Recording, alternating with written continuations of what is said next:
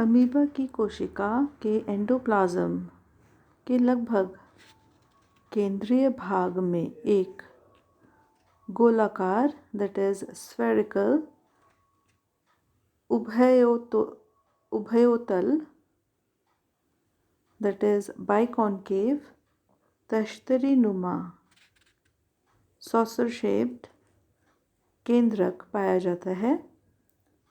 Nucleus के चारों तरफ न्यूक्लियर मेम्ब्रेन का आवरण पाया जाता है।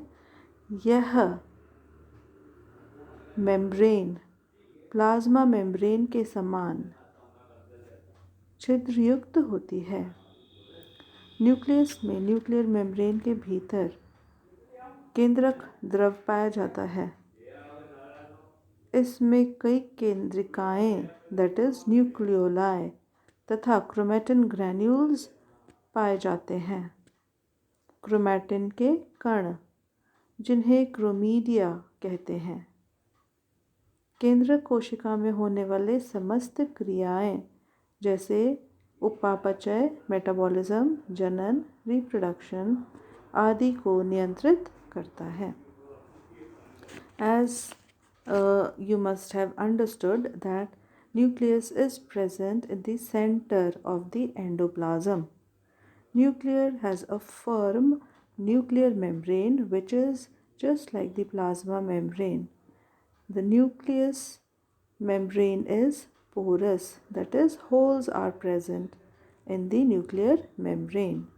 The nucleoplasm is small in quantity and when observed carefully under the electron microscope shows that honeycomb lattice under double layered nuclear envelope is present.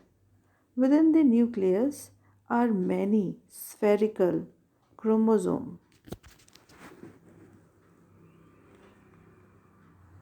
The number of these spherical chromosomes is more than 500. The position of nucleus, though, is not definite as it changes its position when amoeba is moving during its locomotion. During the life of an amoeba, before the period of reproduction, the nucleus plays an important role in metabolic activities of the cell. It has been proved by experiments when the animal was cut into two, the streaming of cytoplasm ceases. Ceases का मतलब होता है stops within few minutes in the piece without a nucleus. But it resumes its movement after few hours. The enucleated amoeba may attach itself to the substratum and exhibit irritability, although its responses to stimuli are modified. Food bodies are engulfed and digested in an apparently normal manner, but death finally ensues. The part with the nucleus continues its life as normal amoeba. यानी experiment के द्वारा ये देखा गया है कि यदि amoeba को दो टुकड़ों में काट दिया जाए और उसके एक टुकड़े में अमीबा के टुकड़े में न्यूक्लियस या नाभिक अनुपस्थित हो तो वह मूवमेंट करना कार्य को करना हिलना डुलना आदि बंद कर देता है। लेकिन वह भाग जिसके अंदर न्यूक्लियस प्रेजेंट है वो एक्टिव होता है। हालांकि वह टुकड़ा अमीबा का जिसमें न्यूक्लियस नहीं होता वो कुछ समय के बाद अपनी मूवमेंट दर्शाता है, हलचल दर्शाता है, लेकिन वह चूँकि नाभिक रहित होता है इस वजह से अपना जीवन आगे नहीं बढ़ा पाता। वो कुछ घंटों के बाद गति करना या मूवमेंट करना बंद कर देता है। तो इससे हम ये कह सकते हैं कि न्यूक्लियस एक बहुत ही महत्वपूर्ण भाग है अमीबा की लाइफ के लिए। Thus, nucleus and cytoplasm are interdependent and their separation ultimately result in the death of the both. इससे हमें यह सिद्ध होता है कि साइटोप्लाज्म और न्यूक्लियस दोनों ही अमीबा के जीवन के लिए बहुत ही आवश्यक होते हैं। न्यूक्लियस के अलावा जो दूसरे सेल ऑर्गेनेल उपस्थित होते हैं वे है कॉन्ट्रैक्टाइल वैक्यूल यानी कि संकुचनशील रिक्तिका।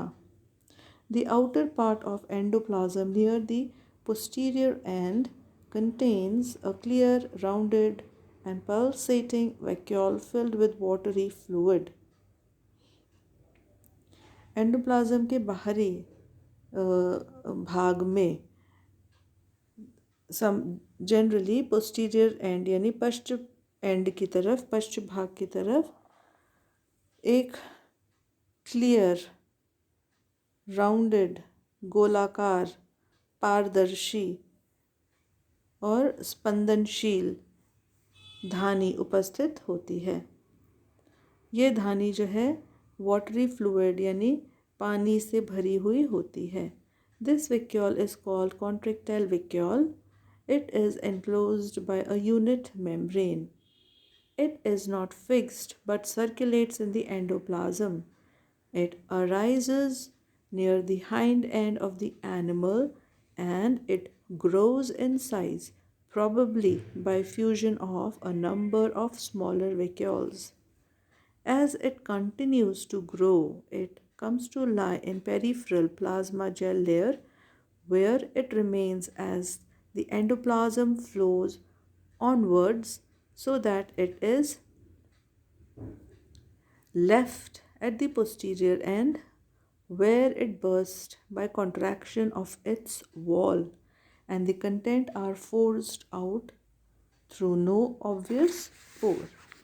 अमीबा की कोशिका में एक गोल, तरल, पानी के बुलबुलों के समान दिखाई देने वाली संरचना पाई जाती है जिसे संकुचनशील रिक्तिका कहते हैं।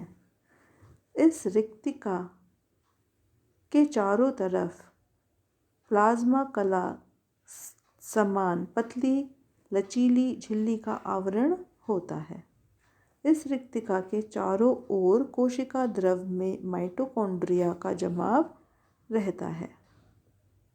यह रिक्तिका परासरण नियमन का कार्य करती है।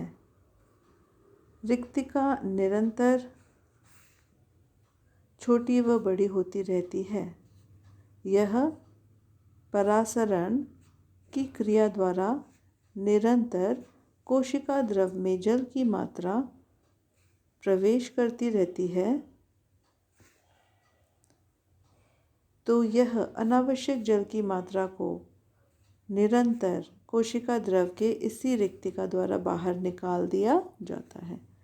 जब अमीबा क्योंकि पानी में रहता है और इसके शरीर में जब पानी का प्रवेश होता है ऑस्मो रेगुलेशन डिफ्यूजन के द्वारा, ऑस्मोसिस के द्वारा, तो यह रिक्तिका के अंदर जो एक्स्ट्रा पानी है वो इकट्ठा होते चले जाता है और अंततः शरीर के बाहर निकाल दिया जाता है। Mitochondria provide energy for the actual formation and working of the vacuole. जैसे मैंने आपको पहले ही बताया है कि इस रिक्तिका के चारों ओर कोशिका द्रव में माइटोकॉन्ड्रिया का जमाव रहता है, तो ये जो एनर्जी है पानी के बुलबुले को बाहर निकालने की या वाटर वैक्यूल को बाहर निकालने के लिए, तो इसके लिए एनर्जी माइटोकॉन्ड्रिया द्वारा प्रदान की जाती है। It expands and contracts rhythmically and serve for excretion and osmoregulation. ये जो संकुचनशील रिक्तिका है ये समय समय पर एक्सपैंड होती है यानी उसका प्रसार होता है, कॉन्ट्रैक्ट होती है यानी कि उसमें संकुचन होता है, और इसी प्रसार और संकुचन की जो लगातार क्रिया बनी रहती है इस कारण रिक्तिका द्वारा एक्सक्रीशन यानी उत्सर्जन और ऑस्मो रेगुलेशन यानी परासरण नियमन का कार्य किया जाता है। It removes carbon dioxide and waste substance from the animal, और इस तरीके से न केवल जो एक्स्ट्रा पानी है उसको शरीर के बाहर निकालती है, बल्कि शरीर से कार्बन डाइऑक्साइड और दूसरे वेस्ट को भी शरीर के बाहर निकालती है। It is not only excretory and respiratory, but mostly it is a hydrostatic organ because it constantly removes water which amoeba absorbs. Thus, it regulates the osmotic pressure and harmonizes the tension between protoplasm and surrounding water. Consequently, it regulates the weight of the animal too.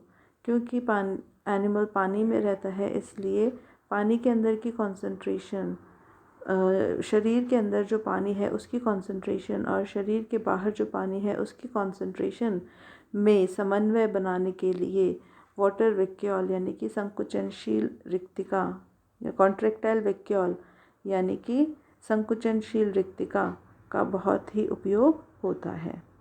दूसरी जो रिक्तिका animal में पाई जाती है वह है food vacuole, खाद्य रिक्तिकाएँ। Amoeba के endoplasm में कई असंकुचनशील धानियाँ होती हैं। ये धानियाँ अनियमित आकार की होती है। इसका आकार व आकृति भोजन के कणों के अनुसार होता है। ये रिक्तिकाएँ खाद्य रिक्तिकाएँ कहलाती है। खाद्य रिक्तिकाओं में भोजन का पाचन होता है। ये धानियाँ चक्रीय गति करते हुए एंडोप्लाज्म में घूमती रहती है तथा पाचित भोजन का वितरण करती है।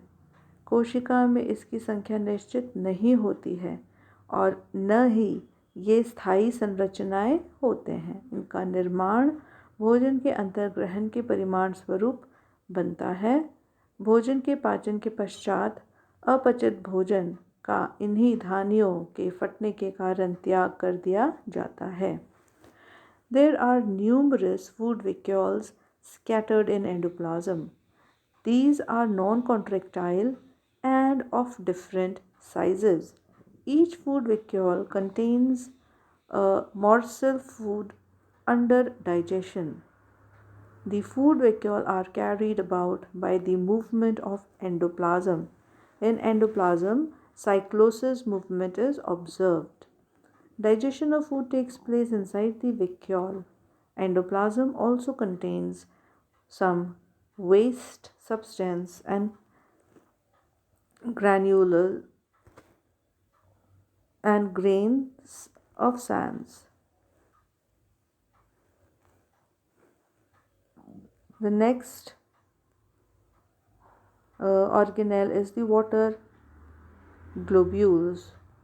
There are several small spherical, colorless, non-contractile vacuoles filled with water, and these are called the water vacuoles.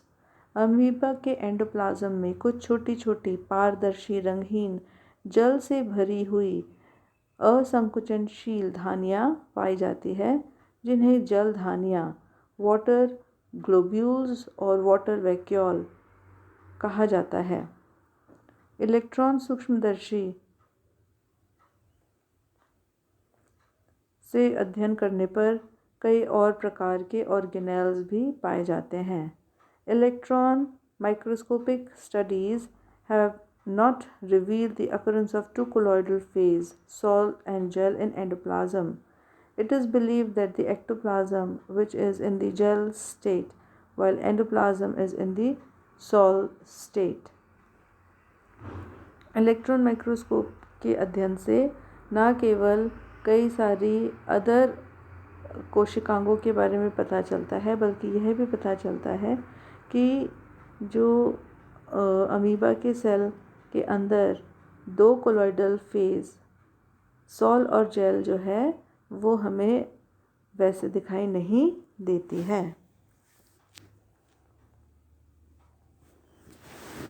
Other organelles को हम अगर डिस्कस करें तो वो है endoplasmic reticulum. Endoplasmic reticulum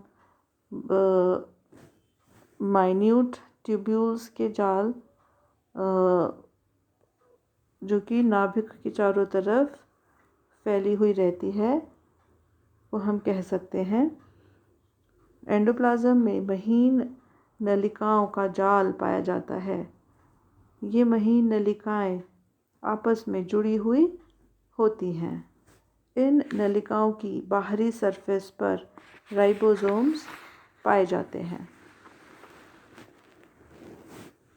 mitochondria भी हमें एंडोप्लाज्म में सस्पेंडेड दिखाई देती है।